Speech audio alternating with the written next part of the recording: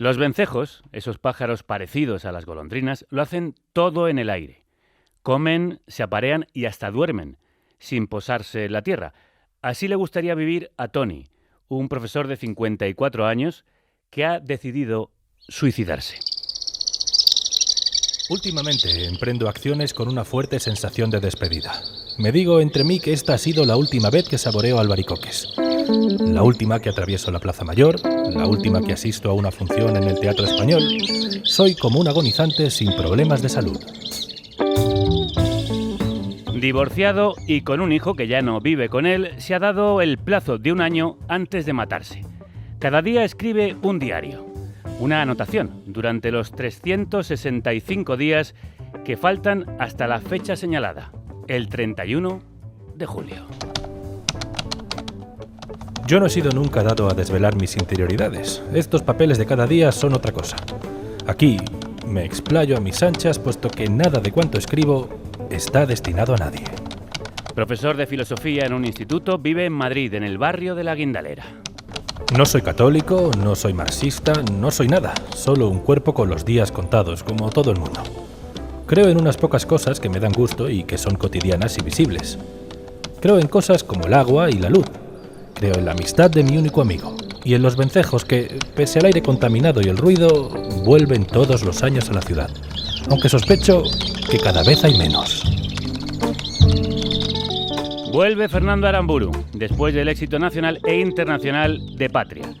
Los vencejos son las aves que dan título a su nueva novela, aunque en los últimos años ha publicado los ensayos y recopilaciones Autorretrato sin mí, Vetas profundas y Utilidad de las desgracias y otros textos. Ahora el escritor donostiarra, afincado en Alemania, publica una novela en la que su protagonista revolotea entre la soledad, la amistad, el amor, el sexo, la política o la muerte. Fernando, crudos días. Muy buenos días y gracias por acogerme. No, encantados de saludarte por esta nueva gran novela. ¿Te has apuntado al formato largo? Sí, con gusto. Ya dije antes de empezar esta conversación que he dispuesto de un suplemento de tiempo que debo agradecer a la pandemia, cosa que digo, pues porque ha sido así, ¿no? He estado encerrado en casa escribiendo este libro con mucha intensidad, con mucha dedicación. ¿Por qué escogiste a un tipo que se va a suicidar en 1 año como el protagonista de tu historia? Yo daba vueltas en la cabeza a una serie de cuestiones que me parecen de actualidad y que afectan directamente a la población varonil. Y es pues el papel que nos corresponde en una sociedad democrática, en tiempos de pospatriarcado, en una época en la que tenemos que aprender nuevos roles, nuevas funciones. La otra cuestión tiene que ver con una idea que me inquieta bastante, pero que me parece reproductiva para la creación literaria, y es la circunstancia de que una persona, en este caso un personaje, sabe con exactitud el día y la hora exacta de su muerte, porque él mismo se va a matar, efectivamente, él mismo lo anuncia en la primera página. Entonces yo me pregunto, ¿cómo determina esto la vida de una persona? ¿Cuál es la estrategia vital a partir de ahora, ¿no? ¿Qué es importante y qué deja de ser importante para él? Y entonces busqué a alguien que interpretara todo esto y pensé en Tony, un señor ya maduro de 55 años.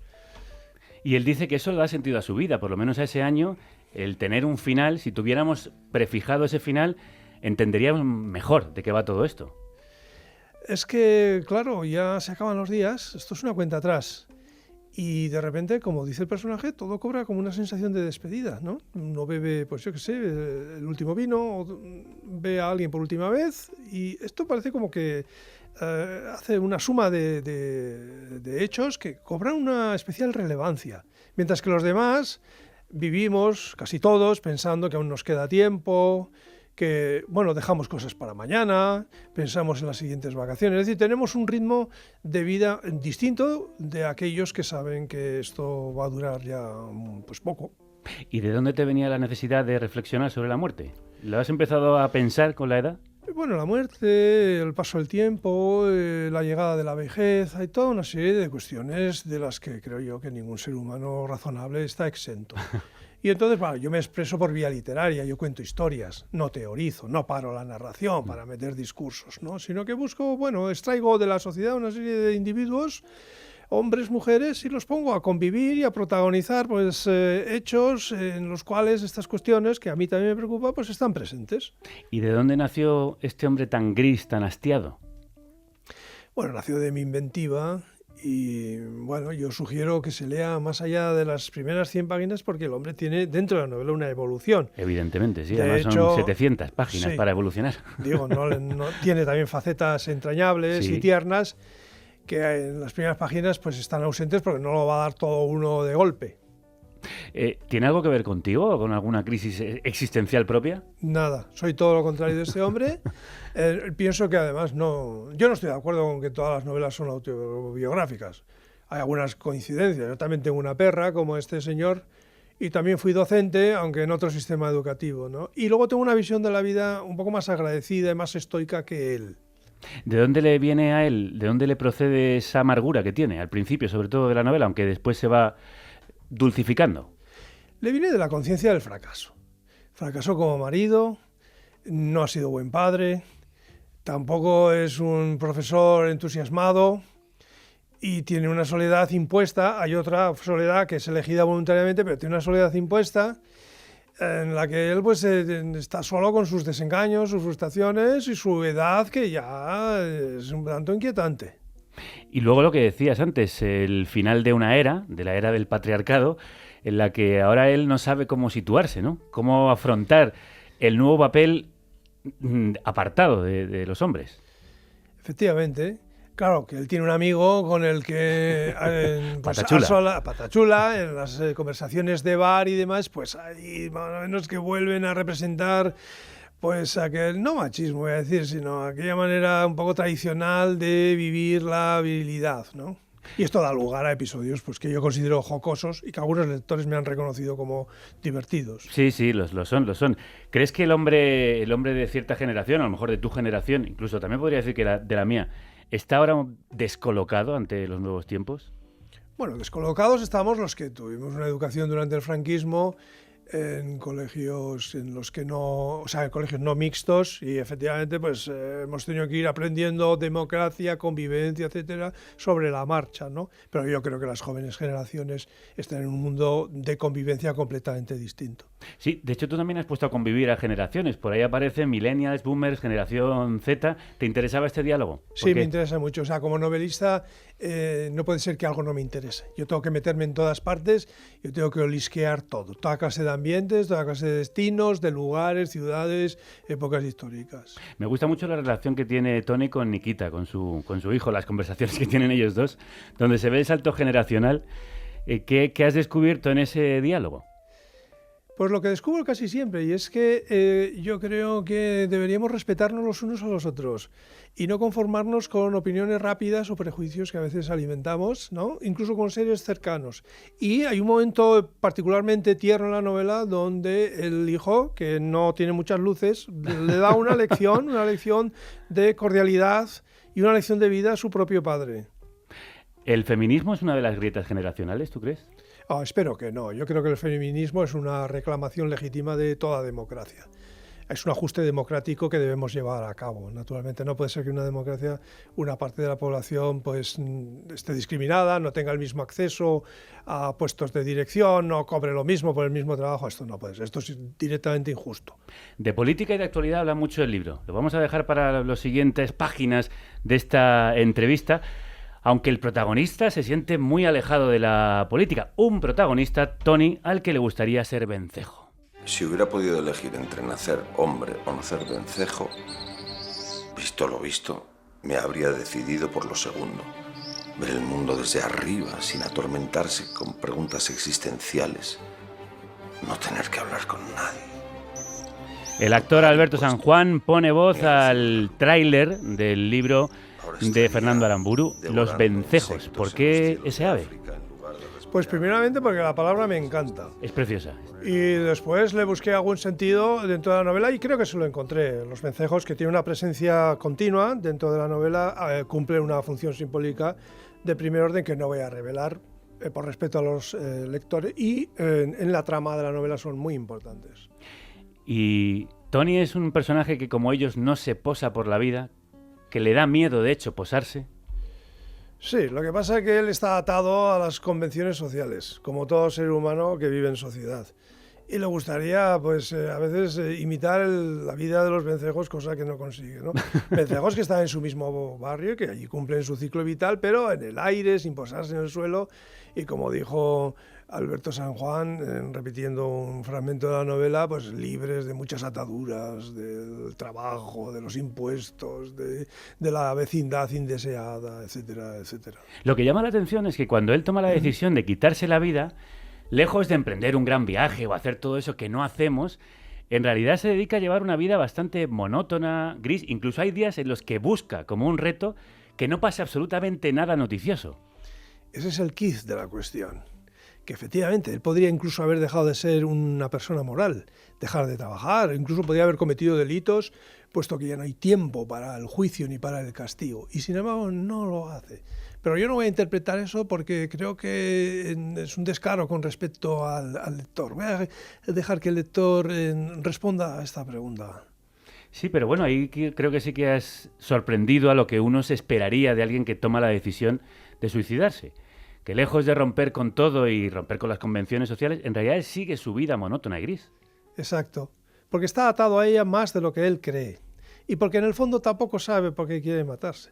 Hay que tener en cuenta que es un hombre con salud y con trabajo y sueldo fijo. Y no es un hombre depresivo y no sufre de grandes angustias.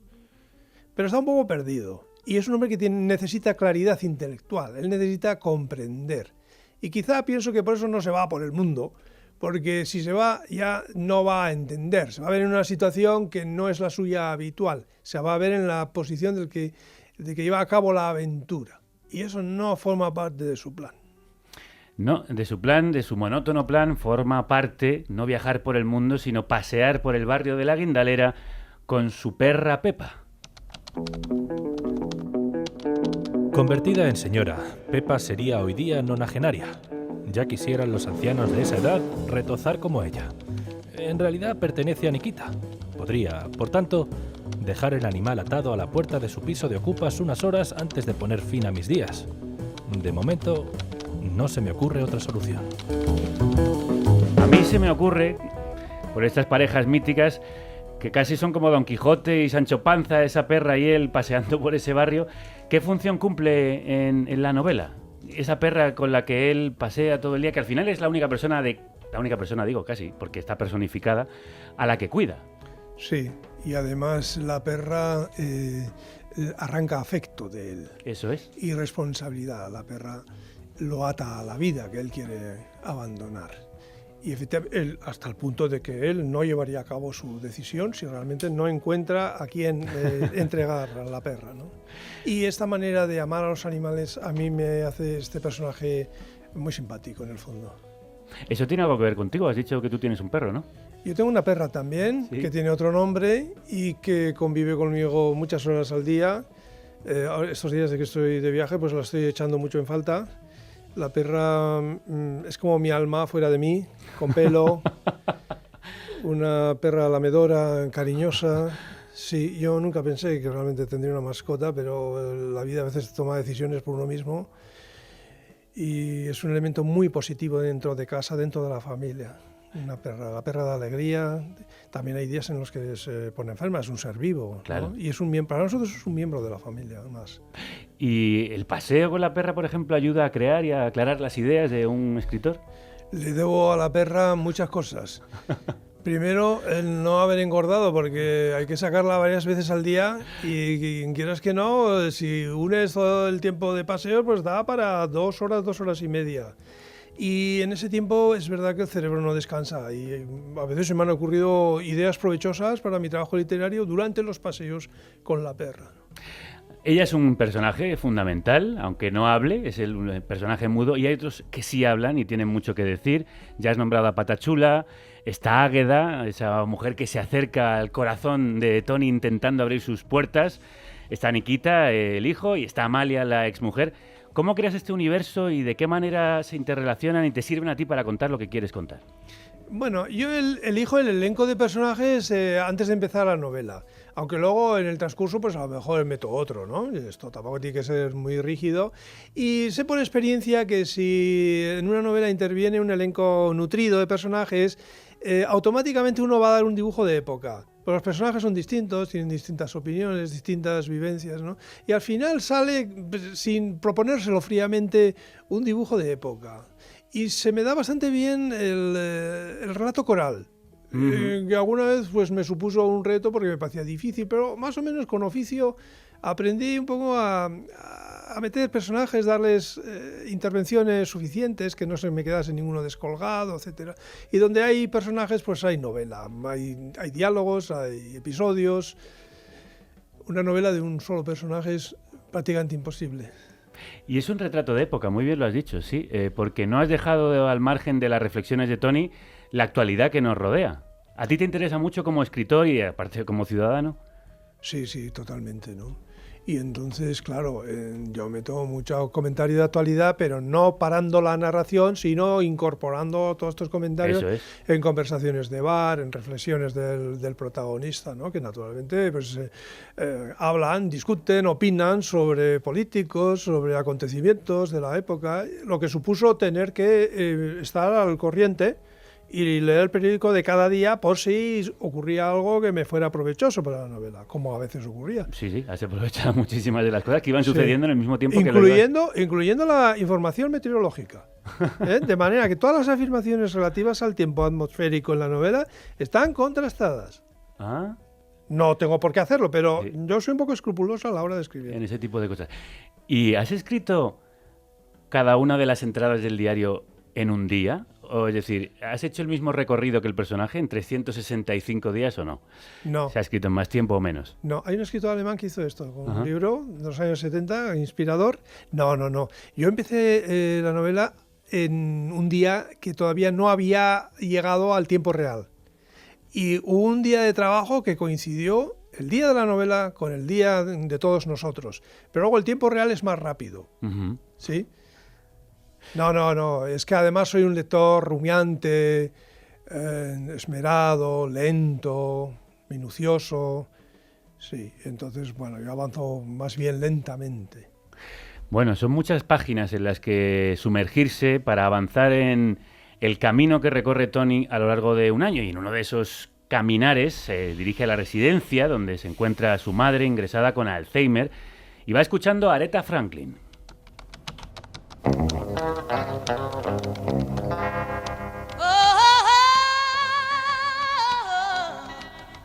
Bajo a mamá poco a poco, cogida del brazo. Le hablo todo el tiempo. Alabo su aspecto. Le formulo preguntas sin esperar respuesta. Nombro las cosas, el ascensor, el suelo, la maceta. Mamá no dice nada. Se deja llevar en silencio. Hoy tenía un día tranquilo. Supongo que la habrían medicado. Yo creo que atiborran a los viejos de fármacos para tenerlos sumisos. Más les valdría lavarlos con más frecuencia. Me hería en el olfato el olor de mamá esta tarde. Como decía, es un retrato de época este nuevo prodigio literario de Fernando Aramburu. Y una de las miserias que aparecen en él es, lo que acabamos de escuchar. El trato a los ancianos, algo que hemos visto además muy acentuado durante la pandemia. Bueno, en líneas generales yo no doy una imagen negativa de la residencia donde está la señora esta, ¿no? Es cierto que en esa época hubo algún escándalo en España sobre trato a los ancianos, no en Madrid exactamente, pero sí hubo, ¿no? Y tenemos un caso en la familia y entonces estoy un poco informado sobre cómo funciona todo esto, etcétera, y sobre la conveniencia de visitar a los ancianos regularmente, porque los ancianos visitados con regularidad son también normalmente, vamos a decir, mejor atendidos, ¿no? Porque claro, el pariente tiene la posibilidad un poco de solicitar, de pedir, ¿no? Pero ¿tú crees que la pandemia ha dejado ver que hemos arrinconado, o una parte de la sociedad ha arrinconado a los mayores? Bueno, yo no generalizaría, lo que pasa es que la pandemia se cebó particularmente con los ancianos, ¿no? Entonces, claro, tampoco estamos habituados a pandemias, no. ¿sí? Y claro, pues vimos que se nos estaban muriendo los viejitos, Sí, pero bueno, pues cuando se pudo se reaccionó y se les vacunó tan rápidamente como se pudo. O sea, yo en este sentido respeto mucho la labor de los cuidadores, de los sanitarios, de los que se ocupan de los ancianos. Que en alguna familia... De ellos sin duda, pero a veces las organizaciones no funcionan tan bien. Digamos la parte de arriba que está más preocupada en sacar dinero que en curar y cuidar. Bueno, habría que verlo de cerca, porque probablemente hay muchas diferencias entre unos centros y otros, ¿no? Sí, así se ha demostrado también por los datos. ¿Qué crees que nos ha enseñado la pandemia, aparte de darte tiempo a escribir esta novela? Pues cada cual tiene que saber lo que ha aprendido, pero hay una lección para todos, y es que somos pasajeros, somos frágiles, no somos eternos, y conviene estar bien organizados en la sociedad para cuando ocurran hechos como este. ¿Y crees que ha dejado también entrever las fallas de nuestro sistema? Por ejemplo, los recortes que hubo en sanidad, que se ha dicho que no estábamos suficientemente preparados para algo así. Es verdad que es difícil estar preparado, pero que podríamos haberlo estado mejor si no se hubiera purgado y expurgado el dinero de las arcas de la sanidad durante tantos años. No, naturalmente, los fallos luego se pagan cuando vienen situaciones como esta, naturalmente, ¿no? Lo que yo digo es que ahora deberíamos haber aprendido, naturalmente, porque esta no será la última pandemia de la humanidad. Tampoco sabemos exactamente cómo se ha producido, ¿no? Pero lo que sí sabemos es que el ser humano ha llegado ya hasta el último rincón del planeta, donde hay microbios, donde hay virus y bacterias con los que apenas teníamos contacto o no teníamos ningún contacto y contra los cuales nuestros cuerpos no tienen defensa. Aparte de una crisis climática que se nos viene encima, que ya estamos empezando a notar sus efectos. La crisis climática está aquí, es una catástrofe. Hoy he sabido que ha llovido en Groenlandia. Esto a mí me parece, vamos, ya de una situación de emergencia muy grave, que yo no sé si se podrá revertir, pero cada día tengo menos esperanzas. Porque además tampoco veo que la comunidad internacional, que es consciente realmente de lo que está pasando, esté reaccionando como debe, ¿no? Hablamos de la pandemia, se han hecho las cosas bien, y de eso otro, lluvia en Groenlandia. Eso es algo de lo que no se tenía memoria. Y como dices, no reaccionan los líderes políticos. Tu personaje, Tony, tiene un desencanto tan brutal hacia la política que vota con los ojos cerrados, literalmente. ¿Tú sientes también ese desencanto, ese desapego? No, en absoluto. Yo creo que vivimos en un sistema que no es perfecto, pero que en el que de alguna manera podemos intervenir todos con el sufragio universal. Reclamamos derechos, pensamos en los derechos de las mujeres, yo qué sé, de las personas de cierta orientación sexual, etcétera. Entonces, yo creo que esto es lo menos malo que podríamos hacer y yo sí soy un votante asiduo. Es decir, yo sí me implico en la rex pública porque realmente creo que me afecta a mí y a todos nosotros. Es muy fácil acomodarse en posiciones de desengaño, de desapego, que me parecen perfectamente legítimas, ¿de acuerdo? Que son comprensibles, dado el estado de las cosas en algunos momentos. No es la mía. Ese desencanto le lleva a pensar que no merece la pena esperar nada de la vida. Para la clase de vida que hemos llevado las personas como papá o como yo, 50 años me parecen suficientes. Lo que la vida no le haya dado a uno para entonces es muy improbable que se lo dé de los 50 en adelante. ¿Con la edad uno se hace invisible? Con la edad uno se hace viejo. Eso también. Acabamos de hablar de los viejitos que dejamos abandonados o que aparcamos en residencias. Yo estoy resignado, efectivamente, pero envejecer es un asunto bastante feo, vamos a decir, ¿no? Bueno, Patachula habla, ¿no?, de que él no quiere acabar, pues eso, no pudiéndose ni siquiera cortar las propias uñas, ¿no? Bueno, todo se andará. Pero en todo caso, lo que uno podría hacer, y es lo que a mí me gustaría hacer, es no cortar con el mundo que me rodea, sino estar cerca de él, informarse, aprender las nuevas tecnologías, si es posible, no despegarse de las nuevas músicas, de lo que piensan, cantan, escriben los jóvenes, porque si no uno mismo también contribuye a empeorar esta edad a la que nadie en principio quiere llegar. ¿Y cómo se vence esa desidia que a veces, bueno, en el caso del personaje, que le coloniza por completo? Bueno, si uno tiene hijos o tiene nietos, pues está también un poquito más cerca del mundo de la juventud y de la actualidad, ¿no? Y bueno, pues conviene informarse y saber qué está pasando en el mundo y qué está pasando a nuestro alrededor también. ¿La soledad es la causa o el producto de lo que le ocurre a Tony? Sí, pero hay diversas soledades, deberíamos distinguir. Hay una soledad que es grata, que es la que uno elige y uno gobierna, y a la que puede poner fin cuando quiera y donde crear, escribir, etcétera. Y luego está la soledad impuesta, efectivamente. Y la peor de estas soledades impuestas es aquella que se da cuando uno está rodeado de gente con la que no quiere estar. A Tony, en realidad, eso no le pasa. Generalmente queda con su amigo y ve a la gente que quiere, ¿no? Sí, pero luego Que ya es muy se retira a escribir y despelleja a unos y a otros. A veces tiene momentos de gusto, de placer. Sí, pero no parece que sea un hombre que lo comprenda todo, a pesar de haber leído tantos libros. Claro, También a se pesar de ser lamenta de esto, sí. Y esto le hace cambiar de opinión. Repaso en medio de un silencio aplastante las líneas que escribí anoche. Caigo en la cuenta de que he cambiado de opinión, que hoy pienso lo contrario.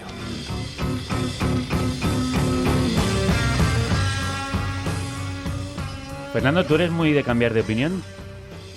A veces sí, no me aferro a convicciones. Si alguien me convence con argumentos, sí cambio de opinión. ¿El meterte en la piel de este personaje te ha hecho visitar lugares y pensar cosas que no habías pensado anteriormente? Sí, en todo momento, casi en cada página. No me identifico con este personaje. Yo no estoy de acuerdo con ese dogma según el cual todas las novelas son autobiográficas. Le puse un par de características mías, la perra, el aprecio por los libros, pero no soy mi personaje. Claro, ¿y a dónde te ha llevado, Tony? No, ha sido una experiencia interesante, que es un poco como el reverso de lo que encuentra el lector, ¿no? Porque esa situación no me la encuentro hecha, sino que yo la voy creando. Y esto era muy gozoso. No sé si ha sido gozoso el éxito de Patria o ha llegado a pesarte en algún momento. Bueno, me pesaba pues los gajes del oficio, ¿no? Los viajes, todo el run, las entrevistas y demás. Llega un momento en que uno, joder, ya está... Dejadme en paz. Pero eso es lo mínimo. En general ha sido muy satisfactorio. Joder, he tenido muchos lectores, gente muy amable, un par de detractores que también animan el cotarro. He conocido gente interesante, he visitado países que no conocía. O sea, en líneas generales yo estoy muy agradecido. ¿Volverás a escribir sobre el País Vasco? Sí, pero con calma y cuando tenga algo que decir. Por ahí hay un par de historias que me están preguntando si las cuento o no. Pero lo llevo muy adentro. Eso forma parte de mi vivencia personal, ¿no? Todo aquello que ocurrió y que ocurrió cerca o que les ocurrió a conocidos. Entonces, si la salud aguanta, yo creo que volveré a tratar el tema. Lo que no quiero hacer es dedicarme solamente al tema vasco. Claro. O sea, creo que tengo otras cositas que decir, otros mundos humanos que visitar. Sí, como este de los vencejos. ¿Sentías mucha presión de escribir un nuevo libro después del éxito de Patria? ¿Una nueva novela? No, ninguna. En el escritorio solamente gobierno yo y lo que se ha hecho ya desapareció de allí y yo he escrito esta novela con las manos totalmente libres. No sentía la sombra tutelar de Patria, en absoluto. Bueno, ha volado como un vencejo, como también ha volado el tiempo entre nuestras manos en esta charla con Fernando Aramburu, que acaba de publicar esta novela con Tusquets. Enhorabuena y muchísimas gracias por haber estado aquí. Gracias por acogerme. Ahora Carne Cruda, diario. Solo si tú nos ayudas.